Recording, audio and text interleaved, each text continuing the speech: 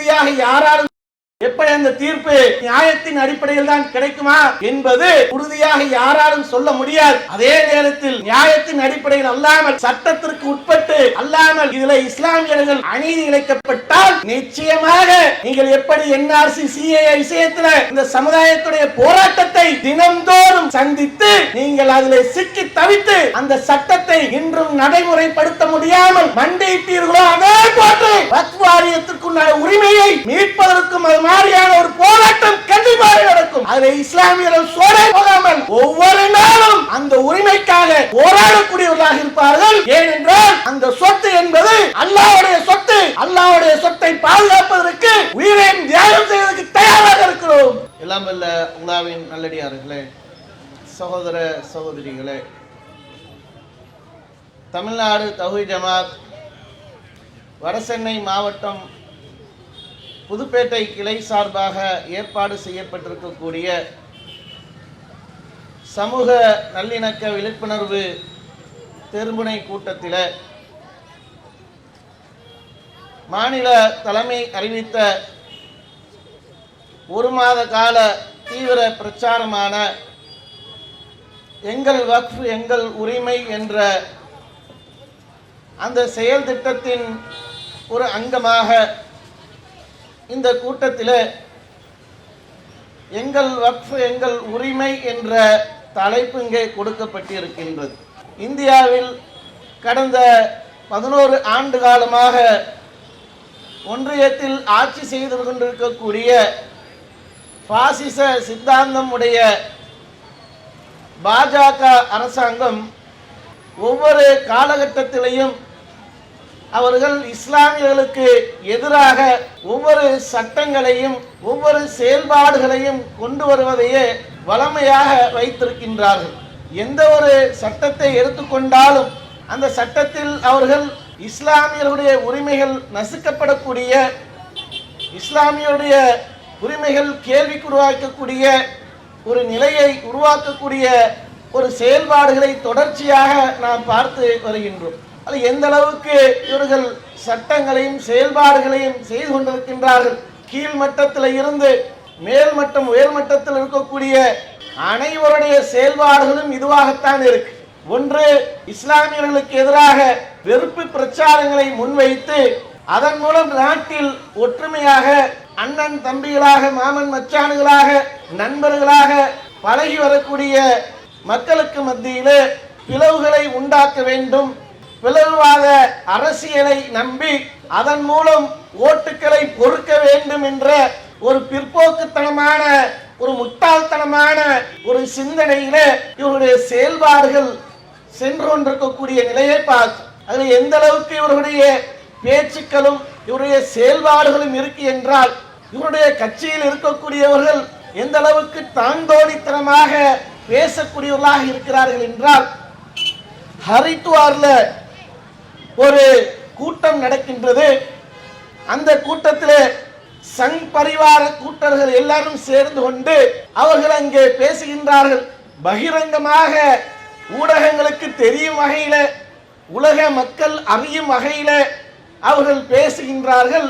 எந்த அளவுக்கு அவர்கள் அங்கே வன்முறை பேச்சுக்களை பேசுகின்றார்கள் என்றால், இந்திய நாட்டிலே முஸ்லிம்களுடைய மக்கள் தொகை அதிகரித்துக் கொண்டே சென்று கொண்டு இருக்கிறது. இந்த மக்கள் தொகை அதிகரித்துக் கொண்டே சென்று கொண்டிருக்கக்கூடிய நிலை தொடர்ச்சியாக போகுமேயானால் நம்ம இந்துக்களுக்கு மிகப்பெரிய ஆபத்து ஏற்பட்டுரும், நம்ம நிம்மதியாக வாழ முடியாது. ஆகையால் இஸ்லாமுடைய இந்த மக்கள் தொகையை நாம் கட்டுப்படுத்துவதாக இருந்தால், இவருடைய இந்த மக்கள் தொகைக்கு முற்றுப்புள்ளி வைப்பதாக இருந்தால் நாம் என்ன செய்ய வேண்டும் என்றால், மியான்மர்ல நடந்த நிகழ்வு எப்படிப்பட்ட ஒரு நிகழ்வாக இந்த இஸ்லாமியர்களுக்கு எதிராக அந்த மியான்மர் அரசாங்கம் எந்த அளவுக்கு அந்த மக்களுக்கு அடக்குமுறைகளையும் வன்முறைகளையும் எடுத்து சென்றார்களோ, அதுபோல இங்கே நாம் 200 நபர்களை ஒன்று திரட்ட வேண்டும். அந்த 200 நபர்கள் 2000 முஸ்லிம்களை கொலை செய்ய வேண்டும். எந்த அளவுக்கு பேசுறாங்கன்னா, 200 நபர்களை கொலை செய்வதற்கு, கலவரம் செய்வதற்கு, நாட்டில பிளவுகளை ஏற்படுத்துவதற்கு, அது மாதிரியான ஒரு கொலைகார கூட்டத்தை ஒன்று திரட்ட வேண்டும்.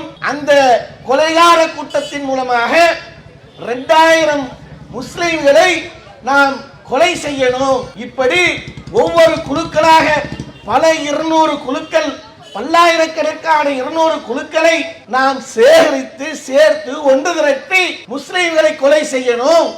அப்பத்தான் இவர்களுடைய மக்கள் தொகையை நாம் கட்டுக்குள் கொண்டு வர முடியும் என்று பகிரங்கமாக பேசக்கூடிய ஒரு நிலை சென்று கொண்டிருக்கின்றால் எந்த அளவுக்கு இவர்களுக்கு துணிச்சல், என்ன காரணம், ஏன் இப்படி இவர்கள் பேசுகின்றார்கள்? பேசுவதற்குண்டான நோக்கம் என்ன? நாம் ஆட்சியில் இருக்கின்றோம், நாம் அசுர பலத்தில் இருக்கிறோம், நம்மளை யாரும் என்ன ஒன்றும் செஞ்சுவிட முடியாது, நம்மளை யார் கேட்க முடியும், நம்மளை யார் என்ன செய்ய முடியும் என்கின்ற அந்த திமிரும் திராவிட்டினால இன்னைக்கு அவர்கள் எல்லாம் பேச்சுக்கள் இந்த அளவுக்கு வன்முறையை தூண்டும் அளவுக்கு சென்று கொண்டிருக்கு. அதே மாதிரி குரங்காட்டம் குதிராட்டம் எல்லாம் போடுவானே, நீங்க மீடியாக்கள்ல பார்த்தா திடீர்னு இங்க இருந்து அங்க தாவுவான், அங்க இருந்து இங்க தாவுவான், இப்படி தாவிக்கொண்டே ஒரு மாயாஜால வித்தையெல்லாம் காட்டுவானே. யார் அது? பொருளை வித்தை காட்டிக்கொண்டு திடீர்னு என்ன பண்ணுவான், அங்க தாவுவான் இங்க தாவுவான், போற வரவெல்லாம் இழுத்து கட்டி பிடிப்பான். இந்த செயலை செய்யக்கூடிய இந்த பாபா ராம்தேவ் இருக்கான, இந்த அயோக்கியனுடைய பேச்சுக்கள் எந்த அளவுக்கு சென்று கொண்டிருக்குன்னா, 2016 ஒரு பேச்சு பேசுறான். இவனுக்கு எப்போதெல்லாம் பின்னடைவு வருகிறதோ, இவனுடைய அந்த வியாபாரத்துக்கு எப்போதெல்லாம் பிரச்சனை வருகிறதோ, இவனுடைய அந்த வியாபாரத்துல அவனுடைய பொருட்கள்ல எப்போதெல்லாம் மக்களுக்கு சந்தேகங்கள் வந்து, இவன் சரியான பொருளை வைத்து தயாரிக்கல, சாணியை வைத்து தயாரிக்கிறான், மாட்டு மூத்திரத்தை வச்சு தயாரிக்கிறான், இது உடலுக்கு கேடு, உடல் ஆரோக்கியத்திற்கு கேடு என்று எப்போதெல்லாம் மக்கள் விளங்கிக் கொண்டு இவனுடைய அந்த தயாரிப்புகளை தூக்கி குப்பையில போடுறார்களோ அப்போது முன்னாடி பேச ஆரம்பிச்சிருவான். அப்படி பேசும்போது 2016 பேசுறான். என்ன பேசுறான்னு சொன்னா, இந்தியாவில் ஒரு கூட்டம் இருக்கு, இந்த முஸ்லிம் கூட்டம்.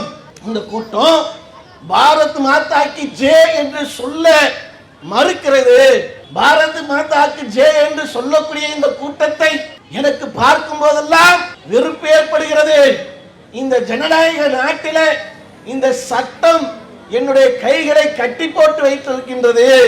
இல்லை என்றால் இவர்கள் அனைவரையும் ஒன்று சேர்ந்து எல்லோரும் இவர்களை கொலை செய்ய வேண்டும் என்று எனக்கு உள்ளம் எண்ணுகிறது என்று பகிரங்கமா என்ன பண்றாங்கன்னா ஒரு வன்முறை பேச்சுக்களை பேசுறான். அதே மாதிரி தொடர்ச்சியாக உன்னுடைய பேச்சுக்கள் எப்படியெல்லாம் அமையும் என்றால், அவனுடைய வியாபாரம் எப்பெல்லாம் சரியுதோ அப்போது திடீர்னு பேச ஆரம்பிக்கிற இஸ்லாமியர்களுக்கு எதிராக. இப்போது என்ன, இவனுடைய தயாரிப்புகள்ல அந்த சர்பத்தின் வியாபாரத்தை அறிமுகம் செய்கின்ற என்ற பேர்ல குலோப் சர்பத்து ஒன்றை ப்ரமோட் பண்றதுக்கு வரான். ப்ரமோட் பண்றதுக்கு வந்தா இந்த வியாபாரி ஏதோ அவனுடைய தயாரிப்பை, மாட்டு மூத்திரத்தை, சாணிய அவன் ஏதாவது ஒரு பேரை சொல்லி ப்ரமோட் பண்ணிட்டு போக வேண்டியதானே. அதை நீ சர்பத்துன்னு சொல்ல வேண்டிய அவசியமே இல்லை. அதை நீ வேற ஏதாவது ஒரு பேரை சொல்லி அதற்கு ஏதாவது ஒரு மத நம்பிக்கையை ஊட்டினாலே வாங்குவதற்கு ஒன்றை மாதிரியான கிறுக்கு கூட்டங்கள் தயாராகத்தான் இருக்கு. ஆனா என்னவா, அடுத்து இஸ்லாமியர்கள் நடத்தக்கூடிய ரூஅப்ஸா என்ற அந்த சர்பத்தை விமர்சனம் செய்து சர்பத்து ஜிஹாத் செய்கின்றார்கள் இவர்கள். எதற்கெடுத்தாலும் என்ன பண்ணுவாங்கன்னா உடனே ஜிஹாத் என்று முடிச்சு போட ஆரம்பிச்சிருவான். அந்த ஜிஹாத் என்று விட்டால் நம்ம எல்லாம் நம்மளை மக்கள் கவனிக்க ஆரம்பிச்சிருவாங்க, அவர்களை வெறுக்க ஆரம்பிச்சிருவாங்க, நம்மளை நேசிக்க ஆரம்பிச்சிருவாங்க என்று இந்த ஒரு பைத்தியக்காரத்தனமான ஒரு எண்ணத்தை வைத்துக் கொண்டு சர்பத் ஜிஹாத் செய்கின்றார்கள். அவர்கள் வியாபாரம் செய்யக்கூடிய அந்த சர்பத்தின் மூலமாக அவர்களுக்கு அவருடைய அந்த பணத்தின் மூலமாக, வருவாயின் மூலமாக பள்ளிவாசலுக்கு பணத்தை கொடுக்கறாங்க, மதரசாக்களுக்கு அந்த பணம் சென்று கொண்டிருக்கு. என முட்டாள் பெயர ஒரு இஸ்லாமியன், ஒரு ஏகத்துவத்தை நம்பக்கூடிய, அல்லாஹ்வை வணங்கக்கூடிய ஒரு மனிதன் சம்பாதித்தால், அவனுக்கு பொருளாதாரம் கிடைத்தால் அவன் பள்ளிவாசலுக்கு தானே கொடுப்பான், அவனுடைய நம்பிக்கை இருப்பிட மதரசாவுக்கு தானே கொடுப்பான். இது என்னடா பேச்சு? இந்த பேச்சை வைத்து சர்பத் ஜிஹாத் என்று ஒரு சர்ச்சைக்குரிய ஒரு பேச்சை என்ன பண்றான், அவிழ்த்து விடுறான். இதன் மூலம் மக்கள் எதிர்கட்சியில் இருக்கக்கூடிய நபர்கள் உடனே வழக்குகளை தொடுத்து அந்த வழக்கு நீதிமன்றத்திற்கு போன பிறகு அந்த நீதிமன்றத்தில் இப்போது சமீபமாக இருக்கக்கூடிய சென்று கொண்டிருக்கக்கூடிய நிகழ்வு அது ஏதோ இஸ்லாமியர்களுக்கு ஒரு நம்பிக்கை ஊட்டக்கூடிய, எப்போதுமே இஸ்லாமியர்கள் இந்த ஜனநாயகத்தின் மீதும் இந்த நீதித்துறையின் மீதும் எப்போது நம்பிக்கை வைத்திருக்கிறார்கள். அவர்களுக்கு எப்போதெல்லாம் அநீதி இழைக்கப்படுகிறதோ, எப்படியெல்லாம் அநீதி இழைக்கப்பட்டாலும் அந்த நீதித்துறையின் மீது நம்பிக்கை உடையவர்களாகத்தான் இருக்கிறாங்க. அதை பிரதிபலிக்கக்கூடிய வகையில இப்போது சில நிகழ்வுகள் எல்லாம் நடந்து கொண்டிருக்கு.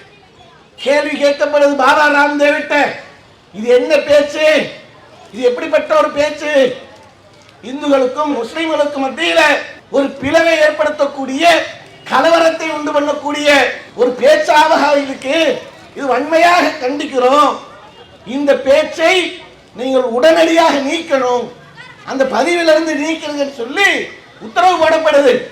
உடனே ஓடி போய் சாவாக்களுடைய பரம்பரை தானே, உடனே மன்னிப்பு கேட்டு ஐயா உடனே நீக்கிறோம், மன்னிச்சுக்கோங்க. ஒன்று என்ன பண்ணுவாங்கன்னு சொன்னா, கேட்கறதுக்கு ஆள் இல்லைன்னா அப்படி நெஞ்ச நிமித்திக்கிட்டு வருவாங்க. அப்படியே கேட்டு எகிரி அடிச்சா உடனே அவருடைய மூதாதையருடைய வழியில் உடனே சரணாகதி தான், ஐயா மன்னித்துக் கொள்ளுங்க, மன்னிப்பு கடிதத்தை எழுதி உடனே கொடுத்துடுறோம் என்று அவருடைய அந்த பாணியில இந்த சர்வ ஜிஹாத் என்ற சொல்லுக்கு உடனடியாக மன்னிப்பு கேட்டிருக்கான். அப்ப அவருடைய பேச்சுக்கள் பாருங்க.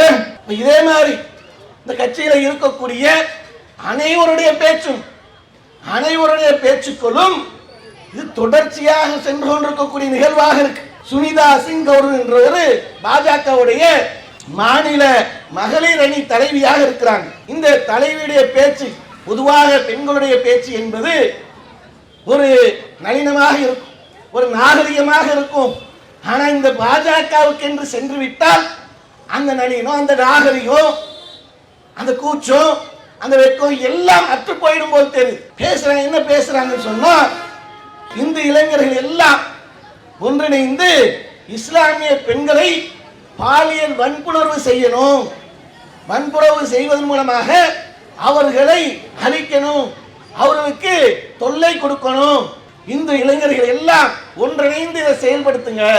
யாராவது இந்த பேச்சுக்களை பேசுவாங்களா? யாராவது ஒரு பெண்களிடத்துல இருந்து இப்படிப்பட்ட ஒரு பேச்சு, ஒரு நாகரிகமற்ற ஒரு பேச்சை எந்த ஒரு நபராவது பேசுவாங்களா?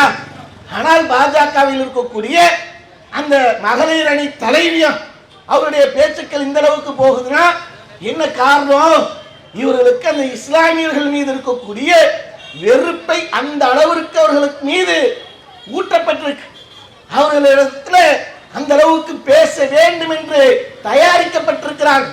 அந்த தயாரிப்புல என்ன பேசணும், எப்படி பேசணும், எங்க பேசணும், எப்படி பேசணும் என்ற ஒரு நாகரிகம் கூட இல்லாமல் ஒரு பெண் என்று கூட அந்த உணர்வற்றவர்களாக பொது மேடையில பேசுறார். என்ன பேசுறான்னா, இந்த இளைஞர்கள் எல்லாம் ஒன்றிணைந்து இஸ்லாமிய பெண்களை பாலியல் வன்புணர்வு செய்யணும். எந்த அளவுக்கு அவருடைய வெறுப்பு பேச்சுக்கள் இருக்குமாறு, அதை தொடர்ந்து அவர்களுடைய பேச்சுக்கள் எந்த அளவுக்கு சென்று கொண்டிருக்குன்னா, சாக்சி மகாராஜ் என்றவர் அவர் பேசுற பேச்சு என்னன்னா, குடும்ப கட்டுப்பாடு செய்யாத முஸ்லிம்களுக்கு, குடும்ப கட்டுப்பாடு யாரெல்லாம் செய்யாம இருக்காங்களோ அவருடைய ஓட்டுரிமையை பிடுங்கணும், அவர்களுக்கு ஓட்டுரிமை கொடுக்க கூடாது. அந்த சிறுபான்மை என்ற அந்தஸ்து இருக்குல்ல, அந்த அந்தஸ்தின் மூலமாக பல சலுகைகளை பெறாங்களே, அந்த சிறுபான்மை என்ற அந்த அந்தஸ்து பறிக்கப்படணும் என்று இவருடைய பேச்சுக்கள் போய்கிட்டு இருக்கு. 2 குழந்தை இருந்தால் தேர்தலில் போட்டியிடக்கூடாது, 2 குழந்தை இருந்தால் தேர்தலில் போட்டியிடக்கூடாது. அப்ப குடும்ப கட்டுப்பாடு பண்ணணும் அப்படின்னு சொன்னா, இவருடைய அந்த அச்சம் எதை நோக்கி இருக்குதுன்னு சொன்னா, இஸ்லாமியருடைய மக்கள் தொகை எல்லாம் பெருகி கொண்டே இருக்கு, அதை கட்டுப்படுத்தணும், அதற்கு பயப்படுறானு. அதே மாதிரி இஸ்லாமியர்களுக்கு குடும்ப கட்டுப்பாடு யாரும் செய்யாதவர்களா இருந்தா அவர்களுக்கு ஓட்டுரிமை கொடுக்க கூடாது, அதன் மூலம் அவருடைய உரிமை பறிக்கணும். இப்படி எல்லாம் வெறுப்பு பேச்சுகள் மூலமாக இந்தியாவில் சர்வ சாதாரணமாக பேசுறாங்க. இது மட்டுமா? இது மட்டுமல்லாமல் வன்முறை களியாட்டங்கள் மிகப்பெரிய அளவுக்கு தொடர்ச்சியாக நடக்கு. ஒரு தப்ரேஸ் அன்சாரி என்ற ஒரு நபரை ஜெய் ஸ்ரீராம் என்று சொல்லு என்று பல மணி நேரங்கள் அடித்து அடித்து அடித்து துன்புறுத்தி அந்த மனிதனை போட்டு கொலை செய்தார்களே.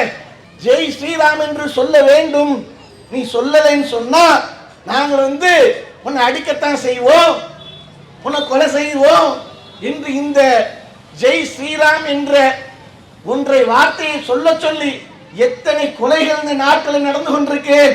அந்த மனிதனை 7 மணி நேரம் தொடர்ச்சியாக ஜெய் ஸ்ரீராம் என்று சொல்லு என்பதற்காக 7 மணி நேரம் தொடர்ச்சியாக தாக்குதல் நடத்தி கொலை செய்திருக்கின்றார்கள். ஆனால் இந்த இஸ்லாமியர்களிடத்தில் அந்த இணை வைக்கக்கூடிய காரியத்தை சொல்ல வேண்டும் என்றால் 7 மணி நேரம் அல்ல, 7 வருடம் அடித்தால் சொல்ல மாட்டார். அப்படிப்பட்ட இணை வைக்கக்கூடிய காரியத்தை சொல்வதாக இருந்தால் எங்களுடைய உயிர் போனாலும் பரவாயில்லை, அதற்காக அந்த இணை வைக்கக்கூடிய காரியத்தை மட்டும் ஒருபோதும் சொல்ல மாட்டோம் என்பதற்காகவே தன்னுடைய உயிரை இழந்திருக்கான்.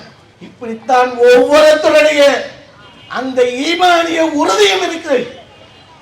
நீ ஜெய் ஸ்ரீராம் என்று சொல்லு என்பதற்காக என்னுடைய ஈமானை அசைத்து பார்க்கலாம் என்று எண்ணுகிறாயா? ஒருபோதும் நடக்காது. அதே மாதிரி பார்த்தீங்கன்னு சொன்னா கான்பூர்ல ஒரு முஸ்லிம் சிறுவன் மீது முகமது தாஜ் என்ற ஒரு 16 வயது சிறுவனை அழைத்து அவன் என்ன தப்பு பண்ணியிருப்பான், அவன் என்ன இந்த நாட்டில் பாவச் செயலை செஞ்சிருப்பான், என்ன உங்களுக்கு ஏதாவது துரோகம் இழைத்திருப்பானா? ஒரு விளையாட்டு பருவம் உள்ள ஒரு 16 வயது சிறுவனை அழைத்து அவனை கட்டி போட்டு நீ ஜெய் ஸ்ரீராம் என்று சொல்லுன்னு சொன்னா சொல்ல மறுத்தால் அதற்கு தாக்குதல், அதற்கு அடியோட அதை தாங்க முடியாமல் தன்னுடைய உயிரை இழந்திருக்கான். ஒவ்வொரு இடத்திலையும் பார்த்தீங்கன்னு சொன்னா இந்த மாதிரி எங்கேயாவது இந்த நாட்டில் ஏதாவது ஒரு பகுதியில் நீ இஸ்லாமியர்களுடைய மக்கள் தொகை பெருகுது என்று அச்சப்படுறியே, இஸ்லாமியுடைய மக்கள் தொகையை கட்டுப்படுத்த வேண்டும் என்று பயப்படுறியே, இஸ்லாமியுடைய மக்கள் தொகை பெருகி கொண்டு இருக்கும் என்றால், பெருக்கத்தில் உன்னுடைய அச்சம் இருக்கின்றால் அவர்கள் அந்த நாட்டில் எந்த ஒரு பகுதியிலாவது அல்லாஹ் அக்பர் என்று சொல்லு என்று எந்த மனிதனையாவது அடித்ததாக, இல்லை ஏதாவது துன்புறுத்தியதாக, இல்லை கொலை செய்ததாக ஏதாவது ஒரு பதிவு இருக்கா? ஏதாவது ஒரு இடத்துல வழக்கு உண்டா? ஏதாவது ஒரு இடத்துல பேச்சுக்களாவது உண்டா? நீ இஸ்லாமியருடைய மக்கள் தொகையை பார்த்து பயப்படுறியப்பா.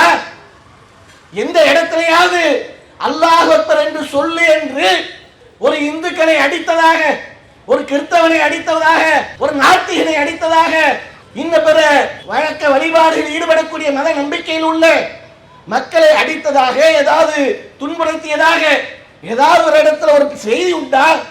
ஏதாவது ஒரு வழக்கு உண்டா? என்ன இந்த மாதிரி மதத்தை வைத்து அரசியல் செய்வது இந்த மடையர்களுக்கு வளமையாக போயிடுச்சு. அடுத்து என்ன? வணக்க வழிபாடுகள் எல்லா மக்களும் இந்துக்கள் என்றால் எல்லாத்தையும் ஒன்றாக நம்ம இணைத்து பேசிவிட முடியாது. எல்லா நல்ல மக்கள் தான் அதிகமாக நாட்டில் இருக்காங்க. இது போன்ற இந்த ஒரு சங்கி கூட்டம் நூலுக்கு 4 பேர் இருக்கக்கூடிய தருதலைகளுடைய பேச்சுக்கள் தான் இது மாதிரி இருக்கும். மற்றவர்கள் எல்லாம் மற்ற எல்லா மக்களுடையும் ஒன்றிணைந்து ஒற்றுமையாக உறவு பாராட்டி பாசத்தையும் நேசத்தையும் கூட்டி பழகக்கூடிய மக்களாகத்தான் இருக்கிறாங்க. அப்படி இருக்கக்கூடிய இந்த சங்கி கூட்டங்களுக்குத்தான் இந்த செய்தி.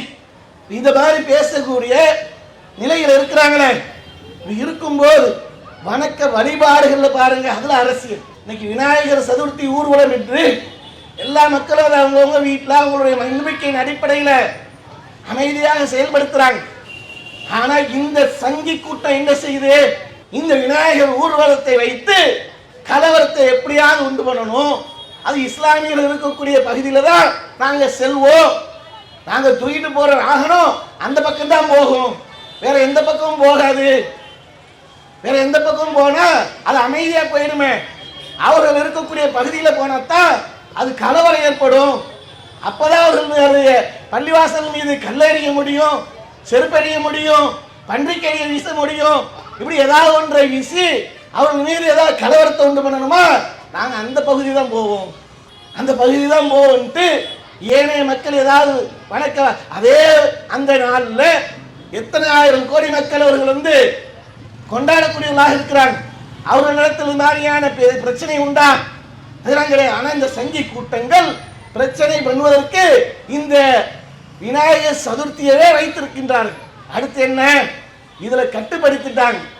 ஒவ்வொரு இடத்துலையும் அரசு வந்து தெளிவாக ஆயிடுச்சு. தெளிவானதுனால கட்டுப்படுத்தி கொண்டு போகிறதுனால இப்ப அடுத்து ஒன்றை உருவாக்கியிருக்காங்க. என்ன, ஹோலி பண்டிகை. இந்த ஹோலி பண்டிகை மூலமாக அதுல வந்து கலவரத்தை உண்டு பண்ணுவதற்கு யாரெல்லாம் அந்த பகுதியில் இஸ்லாமியர்கள் சென்றால் அவர்கள் மீது அந்த சாயத்தை வீசி அவர்களுக்கு துன்புறுத்து, அவங்களை கஷ்டப்படுத்து, அவங்க அதை கேள்வி கேட்டா அடி, அவங்க கேள்வி கேட்டு எதிர்த்து பேசினா உத என்பதற்காக எந்த அளவுக்கு மாநிலத்தில் இருக்கக்கூடிய முதல்வர் சொல்றாருன்னு சொன்னா, உங்க பள்ளிவாசல்கள் எல்லாம் தார்பாய் போட்டு நீங்க மூடிடுங்க. நீங்க தார்பாய் போட்டு மூடலைன்னு சொன்னா மக்கள் வந்து பள்ளிவாசலின் மீது சாயத்தை பூசிடுவாங்க. அது உங்களுக்கு கோபத்தை ஏற்படுத்தும், அது பிரச்சனையை உருவாக்கிடும். அதனால நீங்க பள்ளிவாசலுக்கு என்ன பண்ணுங்க, தார்பாய் போட்டு மூடுங்க. இந்த மாதிரியான பேச்சுக்கள் ஒரு சமூகத்திலேய ஒரு விழாவை வைத்துக் கொண்டு அவர்கள் நம்பக்கூடிய அந்த கொள்கையை வைத்துக் கொண்டு இன்னைக்கு ஹோலி பண்டிகை மூலமாக இன்னைக்கு கலவரத்தை உண்டு பண்ணுவதற்கு இந்த வருடம் அடித்தளமிட்டு இருக்கிறான். இந்த வருடம் அடித்தளமிட்டு அதை வந்து டெஸ்ட் பண்ணி இருக்கிறான். இந்த டெஸ்ட்லயே ஒன்னு ஓட விட்டுருக்கிறோம். அடுத்து இந்த மாதிரியான ஹோலி பண்டிகை கொண்டாடுறோம், சாயத்தை பூசுறோம். அதுல வந்து இஸ்லாமியர்கள் மீதுதான் எங்களுடைய சாயம் எல்லாம் போகும் சொன்னா இந்த இடத்துல ஒன்றை சொல்லிக் கொள்கின்றோம். அதற்காக எதிர்வினையை நீங்கள் கண்டிப்பாக சந்தித்தார்கள். அமைதியாலும் போயிட்டு இருக்க மாட்டோம்.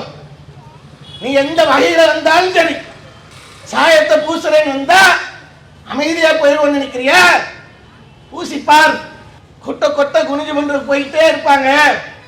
அதுக்காக என்ன வேணாலும் பண்ணலான்னு சொல்லி நினைத்தால் உனக்கான முடிவுரை நிச்சயமாக இந்த ஜனநாயக நாட்டில் அந்த ஜனநாயகத்தின் அடிப்படையில் எழுதப்படும். இந்த மாதிரியான மத விஷயங்களை வைத்து கொடூரமான தாக்குதல், அதில் சட்டங்களை போடுவோம். பல சட்டங்களை போட்டா அந்த சட்டம் போடுவதற்கு என்ன தகவல் சொல்வது என்றால், முத்தலாக் தடை சட்டத்தை கொண்டு வந்தான். அந்த முத்தலாக் தடை சட்டத்தை கொண்டு வந்ததற்கு காரணம் என்ன, முக்கிய காரணம் என்ன, இஸ்லாமியர்கள் இஸ்லாமிய பெண்கள் ரொம்ப பாதிக்கப்படுறாங்க. இப்படி பாதிக்கப்படுறதுனால நாங்கள் வந்து இந்த முத்தலாக் தடை சட்டத்தை கொண்டு வரோம். இவர்கள் சட்டம் கொண்டு வருவதற்கு முக்கிய நோக்கம் என்ன, இவர்கள் வந்து நாட்டிலே கலவரத்தை உண்டு பண்ணி மக்களுக்கு மத்தியில் பிளவுகளை உண்டு பண்ணி இவிஎம்ல பல பிராடுகளை செய்து எதிர்கட்சிகள் எல்லாம் ஏமாற்றி இந்த நாட்டிலே ஆட்சி அமைப்பதற்கு எதற்கு என்ன காரணம் தெரியுமா, இஸ்லாமியர்களுக்கு நல்லது செய்ததுதான். இவ்வளவு பிரச்சனை எதிர்கட்சிகள் அவ்வளோ அவர்களை வந்து வசைபாடி நாடாளுமன்றத்தில் பேச்சுக்களால் அனல் பேச்சுக்களால் தெரிவிக்க விட்டு மோடியை முகம் சுளிக்க வைத்து அங்க உட்கார வைத்து அதையெல்லாம் தாண்டி மோடி அவர்கள் இன்னைக்கு ஆட்சி செய்து கொண்டிருக்கார் என்றால் இஸ்லாமியருடைய நலனுக்காக, இஸ்லாமிய பெண்களுடைய நலனுக்காக இதையெல்லாம் பொறுத்து கொண்டு இவ்வளோ ஏமாற்று வித்தை எல்லாம் செய்து ஆட்சியில் அமர்ந்திருக்கார். பெண்கள் பாதிக்கப்பட்டிருக்காங்க. அதனாலதான் முத்தலாக் தடை சட்டம் சொன்னா இன்னைக்கு இதே நீ ஆண்டு கொண்டிருக்கக்கூடிய உங்களுடைய ஆட்சி இருக்கக்கூடிய காலகட்டத்தில் அந்த ஹிஜாபுடைய விஷயத்திற்கு அந்த மாநில அரசு, அந்த மாநிலத்தில் இருக்கக்கூடிய அந்த கல்லூரி நிர்வாகம் ஹிஜாபுடைய விஷயத்திற்கு அந்த பெண்களை எவ்வளவு அலக்களித்தார்கள், எவ்வளவு அவமானப்படுத்தினாங்க, எந்த அளவுக்கு அந்த பெண்களுடைய கல்வியை கேள்விக்குறியாக்குனாங்க. கிட்டத்தட்ட ஒரு 21,000 பெண்கள் இந்த ஹிஜாப் விஷயத்திற்காகவே தேர்தல் எழுதாமல் அவர்கள் இருந்தாங்க. தேர்தல் எழுதாமல் இருந்தா எவ்வளவு ஒரு பெரிய பாதிப்பு அந்த பெண்களுக்கு. கல்வி பறிபோகுதே, அந்த கல்வி பறிபோகுது என்று அதற்கெல்லாம் கலங்கல, அவருக்கு கண்ணீர் வரல. முத்தலாக்கில் சில 1-2 எங்கேயாவது நாட்டில் லட்சத்துல ஒன்று நடக்கக்கூடிய நிகழ்வுக்கு அவரே ஒரு நீலி கண்ணீர் வடித்து விட்டு வந்துட்டார். நாங்க பெண்களுடைய பாதுகாப்பை உறுதி செய்வதற்காக இந்த முத்தலாக் தடை சட்டம் கொண்டு வரோம். அதே அந்த பெண்களுக்கு கல்வியை கொடுப்பதற்கு பறிப்பதற்கு திட்டமிட்டீர்களே, இன்னைக்கு ஸ்காலர்ஷிப் என்று நிறுத்தப்பட்டிருக்க ஏழை மாணவர்கள் அரசு சார்பாக கொடுக்கக்கூடிய ஒரு உதவியை வைத்து அவருடைய தேவையை பூர்த்தி செய்து கொண்டிருக்கிறார். அரசு ஒரு சிறுபான்மையினருக்கு அந்த நாட்டில் இருக்கக்கூடிய மைனாரிட்டி மக்களுக்கு கொடுக்கக்கூடியது ஒரு சலுகை என்பது எல்லா நாட்டிலும் இருக்கக்கூடியதா. அது மாதிரி இந்த நாட்டில் பல ஆண்டு காலமாக இருந்திருக்கக்கூடிய அபுல் கலாம் ஆசாத் என்கின்ற அந்த கல்வி உதவித்தொகையை முற்றிலுமாக நிறுத்தப்பட்டாச்சா இல்லையா? இவர்கள் இஸ்லாமியருடைய நலனை பாதுகாப்பதற்குத்தான் இந்த சட்டம் என்று சொல்றாங்கன்னா இந்த கல்வி உதவி ஏன் நிப்பாட்டின? இந்த கல்வி உதவி மூலமாக பல இஸ்லாமிய மாணவ மாணவிகள் பயன்பெறாங்களே, அந்த பயன்பெற்றவர்கள் அவர் கல்வியில மேம்படுறாங்களே, அப்ப அதன் மூலம் அவர்கள் பயனடையக்கூடாதா? அதன் மூலம் அவர்கள் அந்த சலுகை அடையக்கூடாதா? எதுக்கு நிப்பாட்டின? என்ன காரணம்? அந்த ஸ்காலர்ஷிப்பை இன்றளவு முற்றிலுமாக நிறுத்தப்பட்டாச்ச. போஸ்ட் மெட்ரிக்க அறிவிப்பு பண்ணி நிப்பாட்டியாச்சு. ப்ரீ மெட்ரிக் என்ற சொல்லக்கூடிய ஸ்காலர்ஷிப்பை அது சொல்லாமலே எந்த ஒரு அறிவிப்புமே இல்லை. இப்ப யாரு அந்த ஃபார்மை ஃபில் பண்ணி அறிவிப்பு பண்ணாலும் சரி, யாருக்கும் எந்த ஒரு உதவித்தையும் கிடைக்காது. இதுதான் அவர்கள் இஸ்லாமியர்கள் மீது காட்டக்கூடிய நலனம். இதற்காகத்தான் இஸ்லாமியர்களுக்காகத்தான் இந்த சட்டத்தை நாங்க கொண்டு வரோம் அப்படின்ட்டு சொல்றாங்க. அதே மாதிரி இந்த காஷ்மீர்ல சிறப்பு அந்தஸ்து நீக்கிறாங்க. என்ன காரணம்? காஷ்மீர் சிறப்பு அந்தஸ்து நீக்கிட்டா அந்த காஷ்மீர் மக்கள் எல்லாம் கோடீஸ்வரர்கள் ஆகிடுவாங்க. அந்த மக்களுடைய நலனுக்காக, அந்த மாநிலத்துடைய நலனுக்காக நாங்கள் சிறப்பு அந்தஸ்தை நீக்கிறோம். அங்க அந்த பாதுகாப்பு எந்த அளவுக்கு கேள்விக்குறியாச்சு. இதுவரைக்கும் முன்பாக எப்பாவது ஒன்று நடந்து கொண்டிருக்கும். ஆனா இன்னைக்கு பாதுகாப்பு கேள்விக்குறியாகக்கூடிய அளவுக்கு இன்னைக்கு இந்த மோடி அரசுக்கு இதை விட ஒரு கேவலமான ஒரு நிகழ்வு என்பது உண்டா என்றால் கண்டிப்பாக இல்லை. பயணிகள் டூரிஸ்டுகளை 26 பேர் கொலை செய்ததுக்கு சர்வ சாதாரணமாக போறான். அவன் பாகிஸ்தான்ல இருந்து வந்தேன்றான். அது பாகிஸ்தான்ல இருந்து தான் வந்திருக்கானா? அவன் வந்தவன் எங்க எப்படி வெளியில உள்ள வந்தான்? இப்ப அவன் எங்க இருக்கிறான்? மக்களுக்கு மத்தியில் பல சந்தேகங்களை கிளப்புது. அது தார்மீக அடிப்படையில் பாகிஸ்தான் மீது போர் தொடுத்தால் அது உண்மையாக இருந்தால், அந்த உண்மையான நிகழ்வாக இருந்தால் ஒட்டுமொத்த இஸ்லாமிய சமுதாயமும் இந்தியாவின் பக்கம், இந்திய ராணுவத்தின் பக்கம் கண்டிப்பாக நிற்கும். ஆனா என்ன மக்களுக்கு மத்தியில் என்ன சந்தேகம்?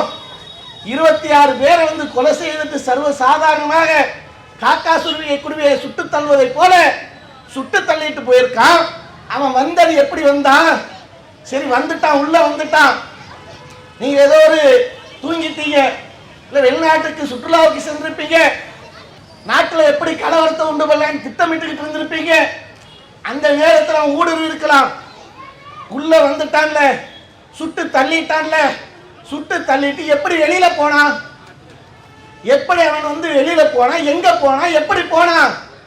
இதுவரைக்கும் யார் கண்டுபிடிச்சிருக்கீங்களா? அவனை வரைபடம் எல்லாம் போட்டு அவனுடைய முகத்தை எல்லாம் வரைஞ்சிட்டோம். அவன் யார் என்று கண்டுபிடிச்சிட்டோம். அவனுடைய முகம் இதுதான் என்றெல்லாம் சொன்னீங்களா இல்லையா? அவனை பிடிச்சாச்சா? அவன் யார் என்று கண்டுபிடிச்சாச்சா? அதற்கு பொறுப்பேற்றிருந்த ஒரு அமைப்பாக பாகிஸ்தான்ல இருந்தவன் அவன் என்னது எதுக்கு சொன்னா, எதுக்கு வாபஸ் வாங்கினான்னு தெரியல. ஆனா தார்மீக அடிப்படையில் நம்ம நாட்டில் ஊடுருவி சென்றால் என்ன விளைவு ஏற்படும் என்பதற்கு பாடம் கற்பிப்பதற்காகத்தான் இந்திய அரசு இப்படி செயல்பட்டது என்பதற்காகத்தான் ஒட்டுமொத்த இந்திய மக்களும் இதற்கு ஆதரவு தெரிவித்தார்கள். ஏதோ நீங்க தாக்குதல் நடத்துவதற்காக கண்டுபிடிச்சிருக்கின்றதுக்காக இல்ல. நீங்க தீவிரவாத நிலை மீது தாக்குதல் கரெக்டா உன்னிப்பாக கவனித்து தாக்குதல் நடத்துவதற்காக இல்ல. ஒட்டுமொத்த இந்திய மக்களும் இதற்கு ஆதரவு தெரிவித்தார்கள் என்றால் இந்த நாட்டிலே நீங்க ஊடுருவி அநியாயமாக எங்கள் மக்கள் மீது கொலைவெறி தாக்குதல் நடத்தினால் என்ன விளைவு ஏற்படும் என்பதற்காக, அந்த பாடம் நடத்துவதற்காகத்தான் இந்த போருக்கு எல்லா மக்களும் ஆதரவு தெரிவித்தாங்க. இந்த இதுல 1008 சந்தேகமான கேள்விகள் இருக்கு.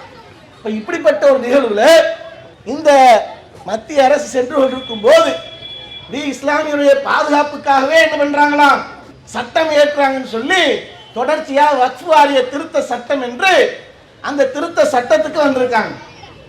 கிரீன் ரெஜிஜு என்ற மத்திய சிறுபான்மை அமைச்சர் சொல்றார் நாடாளுமன்றத்தில், இந்த மசோதா எதற்காக கொண்டு வர தெரியுமா, இந்த மசோதா எதற்காக சொன்னா யாருடைய உரிமைகளையும் பறிப்பதற்கு இல்ல, யாருடைய உரிமைகளையும் பறித்து அவர்களுக்கு தடை செய்வதற்கு இல்ல, வக்ஃப் தொடர்பான விஷயங்களை அவர்களுக்குண்டான அந்த மக்களுக்கு நல்ல ஒரு சிறந்த முறை எல்லோரும் பயன்படுத்தும் வகையில ஒரு சட்டத்தை நாங்கள் கொண்டு வந்திருக்கோம். கொண்டு வந்திருந்த அந்த சட்டத்துடைய லட்சணத்தை பார்த்தா என்ன சட்டத்தை கொண்டு வரான்னு சொன்னா, இதற்கு முன்பாக வக்ஃப் சொத்துக்களை யாராவது ஆக்கிரமிப்பு செய்து வைத்திருந்தால், அதை அபகரித்து வைத்திருந்தால் அந்த சொத்தை மீட்டெடுப்பதற்கு அந்த வக்ஃப் வாரியத்திற்கு முழு உரிமையும் சுதந்திரமும் இருந்தது. அதன் மீது வழக்கு தொடுக்கப்பட்டால் அவன் உண்மையிலேயே ஆக்கிரமிப்பு செய்து வைத்திருந்தான் என்றால் அவன் மீது வழக்கு தொடுத்து 50,000 ரூபாய் அபதாரம் விதித்து உச்சபட்சமாக அவனுக்கு 2 ஆண்டு காலம் தண்டனை பெற்றுக் கொடுக்கக்கூடிய அளவுக்கு ஒரு சட்டம் இருந்தது. எப்போது உள்ளது? 1995 நிறைவேற்றப்பட்ட முழுமைப்படுத்தப்பட்ட அந்த வக்ஃப் திருத்த சட்டம் இருக்க, அந்த சட்டத்தின் மூலமாக இந்த பாதுகாப்பு என்பது உண்டு. ஆனா இன்னைக்கு இந்த பாதுகாப்பை எந்த அளவுக்கு இவர்கள் கேள்விக்குறியாக்குறாங்கன்னு சொன்னா, 50,000 ரூபாய் அபராதம்லாம் ரத்து கிடையாது, 2 ஆண்டு காலம் சிறை தண்டனை இருக்க, அந்த சிறை தண்டனை எல்லாம் ரத்து, அதெல்லாம் கிடையாது, அதெல்லாம் என்ன பண்ண முடியாது, அந்த தண்டனை எல்லாம் கொடுக்க முடியாது, அது கிடையாது. அதே மாதிரி வக்ஃப் சொத்துக்களை யாரேனும் ஆக்கிரமிப்பு செய்து வைத்திருந்தால் அவர்கள் உரிமை கோரினால் 12 வருடம் அதை அனுபவித்திருந்தால் அது அவர்களுக்கு உரியது. சட்ட திருத்தத்தை என்ன கொண்டு ஏன் எதிர்க்கிறாங்க? ஒட்டுமொத்த இந்திய இஸ்லாமிய சமூகமும் சேர்ந்து கொண்டு, நடுநிலை மக்கள் அனைவரும் சேர்ந்து கொண்டு இந்த சட்டத்தை எதிர்ப்பதற்குண்டான காரணம் என்ன? இது நலனுக்காக, இஸ்லாமியருடைய நலனுக்காக என்று பாராளுமன்றத்தில் அப்பட்டமான ஒரு பொய்யை சொல்லிவிட்டு அந்த திருத்தத்தை என்ன கொண்டு வராங்கன்னு சொன்னா, 12 வருடம் யார் ஆக்கிரமிப்பு செய்து வைத்திருக்கிறார்களோ அது அவர்களுக்குரியதுங்களா? யார் மோடியோட டாடியோட இடமா இது? அமித்ஷாவுடைய அப்பனோட இடமா இது? இருந்தா நீ எடுத்துக்கப்பான்னு சொல்லிட்டு போறதுக்கு இது இஸ்லாமுடைய உரிமைக்குண்டது, இது அல்லாஹ்வுடைய சொத்து. தர்மங்கள் கொடுக்கக்கூடியது அனைத்தும் அல்லாஹ்வுக்குரியது. இஸ்லாமிய சமுதாயத்தின் முன்னோர்கள் அல்லாஹ்வுக்காக நன்மையை எதிர்பார்த்து வக்ஃப் செய்து விட்டு போயிருக்கிறாங்க. பள்ளிவாசலுக்காக, கல்வி நிறுவனத்திற்காக, கபர்ஸ்தானுக்காக, இஸ்லாமிய சமுதாயத்துடைய மேம்பாட்டுக்காக என்று பல சொத்துக்களை வக்ஃப் செய்திருக்கிறார். இது அனைத்தும் அல்லாஹ்வுக்குரியது. இப்படிப்பட்ட அல்லாஹ்வுக்குரிய சொத்தை நீங்கள் அபகரிப்பீர்கள் என்றால், சட்டம் போட்டு நீங்கள் அந்த சட்டத்தின் மூலம் அபகரித்து வைத்திருக்கக்கூடிய கயவர்களுக்கு நீங்கள் கொடுப்பீர்கள் என்றால் அதை உட்கார்ந்து வேடிக்கை பார்த்துட்டு போய் நினைக்கிறீங்களா? அந்த உரிமைக்காக கண்டிப்பாக நாங்கள் போராடுவோம்.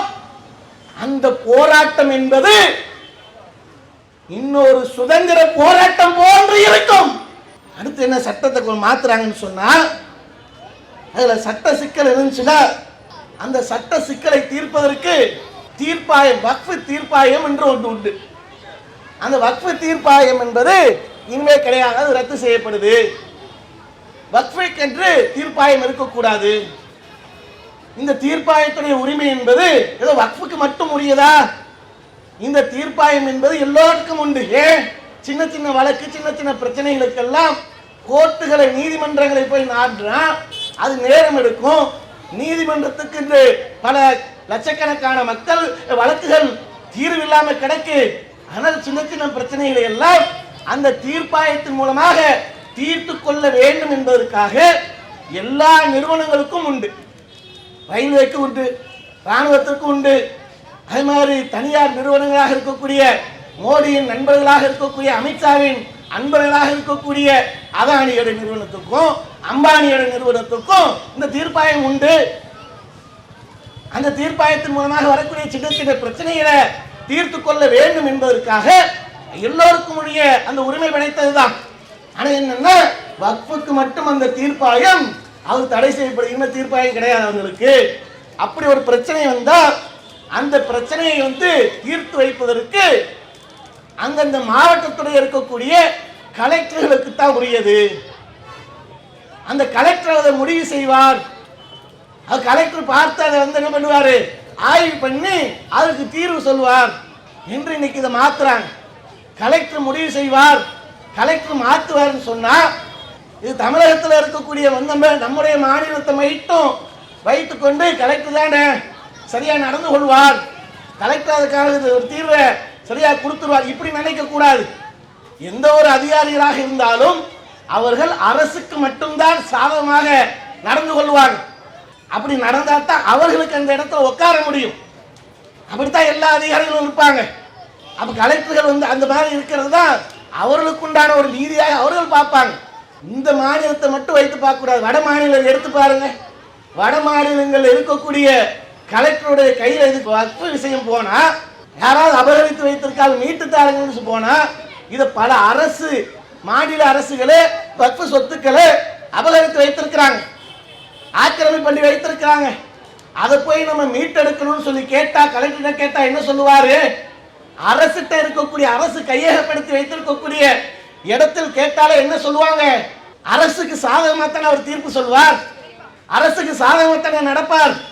அப்ப அப்படிப்பட்ட ஒரு நிலையில அவருக்கு அந்த உரிமையை கொடுத்தா என்னவாகும், இஸ்லாமியருடைய அந்த வக்ஃப் உரிமை கேள்விக்குறியாகும், பல சொத்துக்கள் அபகரிக்கப்படும், பல சொத்துக்கள் பறிக்கப்படும். இதுதான் நாங்கள் அஞ்சக்கூடிய நிலையாக இருக்கு.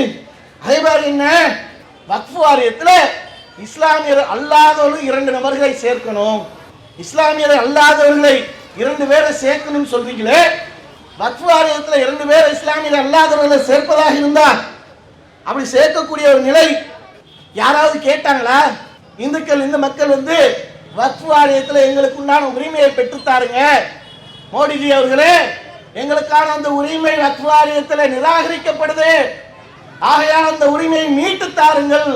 எந்த இந்து சகோதராவது யாராவது கேட்டாங்களா, கோரிக்கை வைத்தாங்களா? எந்த கிறிஸ்துவ சகோதரர்களாக கேட்டு கோரிக்கை வைத்தார்களா? எதற்காக இந்த சட்டத்தை மாத்திர 2 முஸ்லீம் அல்லாதவர்கள் வரணும்னு சொன்னா எதற்காக? இதே மாதிரி மற்ற உங்களுடைய கோயில் நிர்வாகத்தில் இஸ்லாமியர்களுக்கு நீங்க அந்த உரிமையை கொடுப்பீங்களா? காஞ்சி சங்கர மடத்துல நீங்க அந்த உரிமையை கொடுக்க முடியுமா? இஸ்லாமியர்கள் 2 பேர் இருக்கணும். அதே மாதிரி பூரி ஜெகநாத் கோயில்ல இஸ்லாமியர் அல்லாத 2 பேர் இருக்கணும். காசி இஸ்லாம் கோயில்ல 2 பேர் இருக்கணும். அயோத்தி ராமர் கோயில் இருக்க இஸ்லாமியர்களை ஏமாத்தி பாவம் அவங்கள்ட்ட இருந்து புடுங்கிறதுப்பா, அவங்களுக்கு 2 நபர்கள் அதை உள்ள உரிமை கொடு, 2 பேர் அதில் ஒரு நிர்வாகத்தில் எடுத்துட்டு போகட்டும் அப்படின்னு சொல்லுவீங்களா? திருப்பதி தேவஸ்தானத்தில் சொல்ல முடியுமா? அறநிலைத்துறையில் சொல்ல முடியுமா? எதிரையும் சொல்ல முடியாது. அது எங்களுக்கு தேவையும் இல்லை, அப்படி நான் உங்கள்கிட்ட கேட்கவும் இல்லை. அவரவர்கள் மதம், அவரவர்களுக்குண்டான உரிமை, அவரவர்களுக்குண்டான வணக்க வழிபாடு விஷயங்கள்ல அவர்களுக்குரியது, அவர்கள் சுதந்திரமாக அதில் செயல்படட்டும். அதைத்தான் நாங்கள் எங்களுடைய வக்ஃப் விஷயத்திலையும் கேட்கிறோம். ஐயா எங்களுக்கு மட்டும் இந்த மாற்றத்தை கொண்டு வரீங்க. இதுல இது மாற்றத்தை சட்டமாவே ஆக்குறான். தஞ்சை மாவட்டத்தில் பாபநாசன் ஒரு பகுதியில் ஒரு நபரை அறநிலைத்துறையில அறங்காவலராக நியமிக்கிறாங்க. நர்கிஸ்கான் ஒரு நபரை அறங்காவலராக நியமிக்கிறாங்க. என்ன கொந்தளிக்க ஆரம்பிச்சுட்டாங்க, கூன்னு கத்த ஆரம்பிச்சுட்டானுங்க. மைக்கு முன்னாடி உட்காந்து அப்படியே கொந்தளிச்சு அப்படி பேசுறாங்க. எப்படி அறநிலைத்துறையில் ஒரு இஸ்லாமியன் உள்ள வரலாம்? ஒரு இஸ்லாமியனுக்கு அங்க என்ன வேலை? ஒரு இஸ்லாமியனுக்கு அறங்காவலராக அங்க என்னப்பா வேலை? அவனை எப்படி நீங்க சேர்க்கலாம்? தமிழக அரசு இந்துக்களுக்கு துரோகம் இழைக்குது, மிகப்பெரிய அநீதி. கொந்தளிக்கிறார் எச் ராஜா, அப்படி கொந்தளிக்கிறார். அரசு வெயிட் பண்ணுச்சு, சரி பேசுறவங்கலாம் பேசட்டும், என்னென்ன பேசுறானோ பேசட்டும், கொஞ்சம் விட்டு பிடிச்சு சில நேரம் விட்டு அடிக்கிறது. அந்த மாதிரி அடிக்கும் போது தான் அடி நல்லா வேகமாக இருக்கும், சூடு சொரண இருக்கும். ஆனால் இந்த கூட்டத்துக்கு அது இருக்கா என்னன்றது தெரியல. விட்டு என்ன பண்ணாங்கன்னு சொன்னா, நர்கிஸ்கான் என்பவர் யாருன்னு விளக்கம் கொடுக்குறாங்க. நர்கிஸ்கான் என்பவர் அவர் பியூர் இந்து தான். அவருடைய தாயாருடைய வயிற்றில் அவர் இருக்கும்போது அவருக்கு பிரசவம் பார்த்தவர் ஒரு இஸ்லாமிய டாக்டர். நர்கீஸ் கான் என்ற அந்த இஸ்லாமிய டாக்டர் அவருக்கு ஒரு சிக்கலுக்குரிய ஒரு பிரசவத்தை பார்த்து அவருக்கு ஒரு நல்ல ஒரு மருத்துவத்தை பார்த்திருக்காங்க. அந்த நன்றி விசுவாசத்திற்காக அந்த பெற்றோர்கள் அந்த பிள்ளைக்கு அவருடைய அந்த டாக்டருடைய பேரை நர்கீஸ் கான் பேரை வைக்கிறாங்க. அப்படி பேரை வைத்த உடனே இவர்களுடைய பார்வை என்ன ஆயிடுச்சு, அவர் இஸ்லாமியர்கள், இஸ்லாமியருக்கு அறங்காவல் பொறுப்பு எப்படி கொடுக்க முடியும்? பொறுப்பு கொடுக்கவே இல்லை. பேருக்கே இந்த அளவுக்கு கொந்தளிக்குதேப்பா, இந்த பேரை கேட்ட உடனே உனக்கு இவ்வளவு துடிக்குத, நீ சட்டமாக இன்னைக்கு நாடாளுமன்றத்தில் நடு இரவுல எந்த ஒரு சட்டமும் இப்படிப்பட்ட ஒரு சட்டமாக ஏற்றப்பட்டது கிடையாது. 12 மணி வரைக்கும் விவாதங்கள் காரசாரமாக போகுது. எதிர்கட்சிகள் கடுமையான எதிர்ப்புகளை தெரிவிக்கிறாங்க. இந்த சட்டம் அமல்படுத்தக்கூடாது, இது ஜனநாயகத்திற்கு விரோதமான சட்டம். மக்கள் கடுமையாக எதிர்ப்பு தெரிவித்திருக்கிறாங்க. அந்த எதிர்ப்பை மீறி நீங்கள் இன்னைக்கு இந்த சட்டத்தை அமல்படுத்துவதற்கு துடிக்கிறீர்கள் என்று எதிர்கட்சிகள் 12 மணி வரைக்கும் அந்த பாராளுமன்றத்தில் மிகப்பெரிய ஒரு போராட்டமே நடந்து கொண்டிருக்கு. ஆனால் அதையும் மீறி நடு இரவு 2 மணிக்கு அந்த சட்டத்தை அமல்படுத்துறீங்கன்னு சொன்னா இந்த துடிப்பும் இந்த ஆர்வமும் நாட்டுடைய மக்களுக்கு வளர்ச்சிக்கு, அந்த மக்களுடைய கல்விக்கு, அந்த மக்களுடைய பொருளாதாரத்தை மேம்படுத்துவதற்கு இருக்கணுமா இல்லையா? அதற்கு இல்லை. இந்த வக்ஃப் வாரிய திருத்த சட்டத்தை நள்ளிரவுல 2 மணிக்கு நிறைவேற்றுறாங்க. இப்படி ஏதாவது ஒரு சட்டத்தை இந்த மாதிரி அவசர கதியில நிறைவேற்றி கேட்டது உண்டா? இந்த சட்டத்தை அப்படி நிறைவேற்றுறாங்க. என்ன காரணம்? இந்த சட்டத்தை நிறைவேற்றுவதன் மூலமாக எப்படியாவது இஸ்லாமியர்களுக்கு உண்டான அந்த சொத்துக்களை பறிக்கணும், அப்படி பறித்து அதை அபகரிக்க வேண்டும் என்பதுதான். இன்னொரு திருத்தத்தை என்ன கொண்டு வராங்கன்னு சொன்னா வக்ஃப் பை யூசர் என்று வாய்மொழியில வக்ஃப் செய்திருப்பாங்கல்ல. பல 100 ஆண்டுகளுக்கு முன்பாக பத்திரப்பதிவுலாம் கிடையாது. இன்னைக்கு நம்ம ஒரு வக்ஃப் பண்றோம் அப்படின்னு சொன்னா, இப்ப நம்ம நினைக்கிறோம் அப்படின்னு சொன்னா என்ன பண்ணுவோம், ஒரு பள்ளி வாசலுக்காக ஒரு இடத்தை கொடுக்கணும்னு நினைக்கிறோம். போய் அந்த நிர்வாகத்தை அணுகி இதுதான் என்னுடைய இடம், பள்ளிக்காக இந்த இடத்தை வந்து ரெஜிஸ்டர் பண்ணி கொடுத்துட்றேன், பத்திரப்பதிவு பண்ணி இதற்காக நான் பதிவு பண்ணி கொடுத்துட்றேன், இது இந்த இஸ்லாமிய சமுதாயத்துக்கும் இல்லை அல்லாஹ்வுடைய பள்ளியை கட்டுவதற்காக எதற்காக நீங்கள் பயன்படுத்திக்கோங்க என்று பத்திரப்பதிவு இன்னைக்கு செஞ்சு கொடுத்துருவோம். இன்னைக்கு இருக்கக்கூடிய நடைமுறை இது. இதே சில 100 ஆண்டுகளுக்கு முன்பாக எப்படி இருக்கும்? பத்திரப்பதிவு உண்டா? பத்திரப்பதிவு பண்ணி ரிஜிஸ்டர் ஆஃபீஸ்லாம் வச்சு பத்திரத்தை வாங்கி பதிவு பண்ணி கொடுத்தாங்கன்னா அப்படி கிடையாது. அன்றைய காலகட்டத்தில் அவர்கள் அனுபவித்து வந்த அவர்களுக்குரிய அந்த சொத்தை அவர்கள் அல்லாஹ்விடத்தில் நன்மை எதிர்பார்த்து, அல்லாஹ்விடத்தில் நிரந்தரமான நன்மை வேணும் அப்படின்னு சொல்லி எதிர்பார்த்தா என்ன செய்வாங்கன்னா அந்த நிர்வாகத்தை, பள்ளி நிர்வாகத்தை அணுகி இந்த இடத்தை நீங்க வந்து பள்ளிக்கு பயன்படுத்திக்கோங்க, அல்லாஹ்வுடைய பள்ளியை கட்டிக்கோங்க, கபஸ்தானுக்கு பயன்படுத்திக்கோங்க, இஸ்லாமிய சமுதாயத்தின் நலனுக்கு பயன்படுத்திக்கோங்க இப்படின்னு கொடுத்திருப்பாங்க. வாய்மொழியில் கொடுக்கப்பட்ட வக்ஃப். இந்த வாய்மொழியில் கொடுக்கப்பட்ட வக்ஃப் செல்லாது. 6 மாதத்திற்குள்ள அதோடைய பத்திரங்கள்லாம் நீங்க எடுத்துட்டு வரணும். எடுத்துட்டு வரலைன்னு சொன்னா அது அரசு உடைமையாக்கப்படும், அரசு கையகப்படுத்திடும் என்ற அந்த சட்டத்தை மாற்றம். இதுதான் இருக்கக்கூடிய மிகப்பெரிய டேஞ்சர். நாட்டில் நம்ம இந்த பாசிச சித்தாந்தமுடைய பாஜக சங் பரிவார கூட்டத்தில் பாபர் மஸ்ஜித் என்ற ஒரு பள்ளியை இழந்திருக்கோம். அதுவே ஆறாத வடுவாக இருந்து கொண்டிருக்கு, மிகப்பெரிய ஒரு ரணமாக இருக்கு. அப்படி இருக்கக்கூடிய இந்த நிலையில ஒவ்வொரு பள்ளியாக என்ன லிங்கம் இருக்குன்னு வரணும். இப்போ மொத்தமா அடிக்கிறதாக இருந்தா இன்னைக்கு 1000 ஆண்டு காலம் உள்ள பள்ளிகள்லாம் இருக்கு, 500 ஆண்டு காலம் உள்ள பள்ளிகள்லாம் இருக்கு, 300 ஆண்டு காலம் உள்ள பள்ளிகள்லாம் இருக்கு, 100 ஆண்டு காலம் உள்ள பள்ளிகள்லாம் இருக்கு. அதற்கெல்லாம் இன்னைக்கு பத்திரப்பதிவு இருக்குமா? வாய்மொழியில வக்ஃப் செய்திருப்பாங்க. அந்த மாதிரி பள்ளிகளை எல்லாம் அபகரிப்பதாக இருந்தா வக்ஃப் பை யூசர் என்ற அந்த சட்டத்தை நீக்கிறேன். யார் வாய்மொழியில வக்ஃப் செய்திருக்கின்றார்களோ அந்த வக்ஃப் செல்லாது, அது அரசு கையகப்படுத்தும் என்று இன்னைக்கு இந்த சட்டத்தை மாத்திருக்கியே. இது இஸ்லாமியுடைய நலனை, இஸ்லாமியுடைய வக்ஃபை பாதுகாப்பதற்குண்டானதா?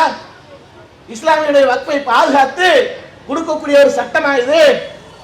அப்படிப்பட்ட ஒரு சட்ட திருத்தத்தை இன்னைக்கு ஒரு அயோக்கியத்தனமான ஒரு செயலை இன்னைக்கு பாஜக அரசாங்கம் பாராளுமன்றத்தில் ஒரு சட்டமாக ஏற்றிருக்கு என்றால் இதற்காகத்தான் மிகப்பெரிய ஒரு கடுமையாக நம்ம எதிர்த்து கொண்டிருக்கிறோம். அதே நேரத்தில் முஸ்லீமாக இருக்கக்கூடியவர் 5 ஆண்டு காலம் பிராக்டிஸ் முஸ்லீமா இருக்கணுமா. ஒரு இஸ்லாத்தை ஏற்றுக்கிட்டாருன்னு சொன்னா அந்த இஸ்லாத்தை அவர் புரிந்து கொண்டு இஸ்லாம் மார்க்கம் அந்த மனித நேயத்தை போதிக்கக்கூடியதாக இருக்கு, ஒரு சிறந்த மார்க்கமாக இருக்குன்னு சொல்லி ஒருத்தர் இஸ்லாத்தை ஏற்றுக்கிட்டார். ஏற்றுக்கொண்ட பிறகு அதில் இருக்கக்கூடிய நன்மையை தெரிந்து கொண்டு நான் பள்ளிக்கு வரத்து இடத்த கொடுக்குறேன், அந்த சமுதாயத்தின் நலனுக்காக கொடுக்குறேன் அப்படின்னு சொன்னா அவர் உடனே கொடுக்க முடியாது. 5 வருடம் பிராக்டிஸ் முஸ்லீமாக இருக்கணுமா. 5 வருடம் அவர் என்ன பண்ணியிருக்கணும், இஸ்லாத்துக்கு தொழுது இருக்கணும், நோன்பு வைத்திருக்கணும், ஜக்காத்து கொடுத்துருக்கணும், வணக்க வழிபாடுகளில் ஈடுபட்டிருக்கோம். எந்த உளவுத்துறையை வைத்து நீங்கள் கணக்கெடுப்பீங்க? பாய் அந்த ஏரியாவில் ஒரு பாய் இஸ்லாத்துக்கு வந்திருக்காருங்க, அவர் பின்னாடி டெய்லி போங்க, அவர் தொழுகிறாரான்னு பாருங்க, அவர் நோன்பு வைக்கிறாரான்னு பாருங்க, வருஷத்துக்கு ஒரு முறை 30 நாள் நோன்பு வைக்கணும், பொண்ணு விடாமல் வைக்கிறாரான்னு பாருங்க, அதே மாதிரி ஜக்காத்து கொடுக்கணும், ஜக்காத்து கொடுக்குறாரான்னு பாருங்க, ரசீதை கொடுப்பா, ஜக்காத்து கொடுத்தியா, ரசீதை கொடு, செக் பண்ணி கொடுத்துருக்காரு, இப்படி நோட் பண்ணுவீங்களா நீங்க? பிராக்டிஸ் முஸ்லீம்னு சொல்லி என்ன அளவுகளை நீங்க நிர்ணயிக்கிறீங்க? அப்ப என்ன காரணம்? இது மாதிரி வக்ஃபுக்கு யாரும் சொத்துக்களை கொடுத்துடக்கூடாது, அதன் மூலம் அதிகரித்திடக்கூடாது. வக்ஃபு செய்ய வேண்டும் என்றால் அதற்கு பல நிபந்தனைகளை போட்டு அந்த சமுதாயத்துக்குண்டான நலன்களை பறிக்கணும், இதுதான் நோக்கம். இவர்கள் நலனை நாடி எந்த ஒரு சட்டத்தையுமே இன்னைக்கு இந்த நாட்டில் செய்வது கிடையாது. அதனால்தான் இன்னைக்கு பிஜேபி அரசாங்கம் எந்த சட்டத்தை போட்டாலும் சரி அதில் இஸ்லாமிய விரோத போக்கோடு தான் அவர்களும் செயல்படுறாங்க. அதனால்தான் இஸ்லாமியர்களும் அதை கடுமையாக எதிர்க்கிறார்கள். அப்படிப்பட்ட ஒரு எதிர்ப்பில் இந்த வக்ஃபு திருத்த சட்டத்தையும் நீங்கள் இன்னைக்கு கொண்டு வந்திருக்கீங்க. அதற்காக எதிர்கட்சிகளும் பல அமைப்புகளும் பல கட்சிகளும் இன்னைக்கு உச்ச நீதிமன்றத்தில் வழக்கு தொடுக்கப்பட்டு சஞ்சீவ் கண்ணா தலைமையிலான அந்த நீதிமன்றத்தில் ஒரு சிறந்த முறையில் சென்று கொண்டிருக்கு. அதை தடை போட்டாங்க. அது வரைக்கும் இஸ்லாமியர்கள் ஒரு மகிழ்ச்சியில் இருக்கிறாங்க. இந்த சட்டம் ஜனநாயக விரோத அடிப்படையில் இந்திய நாட்டுடைய சட்டத்திற்கு உட்பட்டு அல்லாமல் சட்டத்துக்கு புறமாகத்தான் நடந்திருக்கு, இதுல விதி மீறி இருக்கிறார்கள் என்பதை உணர்ந்து தடை போட்டிருக்கிறாங்க. அடுத்து கவாய் என்ற அந்த தலைமை நீதியுடைய அமர்வில் இன்றைக்கு சென்று கொண்டிருக்கு. இப்படி சென்று கொண்டிருக்கு என்றால் அவருடைய பேச்செல்லாம் முன்னுக்கு பின் முரணாக இருக்கு. ஒரு பேச்சு அந்த வழக்குடைய விஷயங்கள்ல உண்மையை உணர்ந்து பேசுவதை போன்று இருக்கு, ஒரு பேச்சு பார்த்தா அரசுக்கு சாதகமாக பேசுவதாக இருக்கு. இவருடைய போக்குக்கெல்லாம் எந்த அளவுக்கு சென்று கொண்டு இறுதி தீர்ப்பாக எப்படி கிடைக்கும் என்பது தெரியாது. எப்படி அந்த தீர்ப்பு அந்த சட்டத்திற்கு அடிப்படையில் நியாயத்தின் அடிப்படையில் தான் கிடைக்குமா என்பது உறுதியாக யாராலும் சொல்ல முடியாது. அதே நேரத்தில் நியாயத்தின் அடிப்படையில் அல்லாமல் சட்டத்திற்கு உட்பட்டு அல்லாமல் இதுல இஸ்லாமியர்கள் அநீதி இழைக்கப்பட்டால் நிச்சயமாக நீங்கள் எப்படி என்ஆர்சி சிஏஏ விஷயத்தில் இந்த சமுதாயத்துடைய போராட்டத்தை தினந்தோறும் சந்தித்து நீங்கள் அதில் சிக்கி தவித்து அந்த சட்டத்தை இன்றும் நடைமுறைப்படுத்த முடியாமல் மண்டியிட்டீர்களோ அதே போன்று இந்த வக்ஃப் வாரியத்திற்குண்டான உரிமையை மீட்பதற்கும் அது மாதிரியான ஒரு போராட்டம் கண்டிப்பாக நடக்கும்.